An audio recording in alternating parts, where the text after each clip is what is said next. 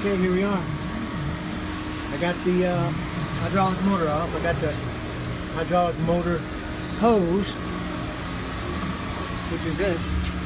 You know, it's all cracked and jacked up. Pressure pops out of there, so you lose pressure. Yeah, I know it's coated on the inside, but that coating on the inside is going to look just like the coating on the outside. Now I just got to stand this thing up, pop those two screws off,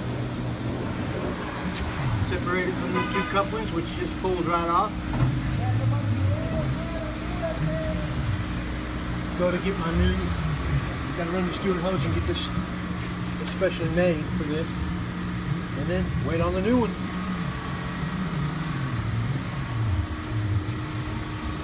One-man job that used to be a two-man job, all made possible by a $60 Harbor Freight one-chain,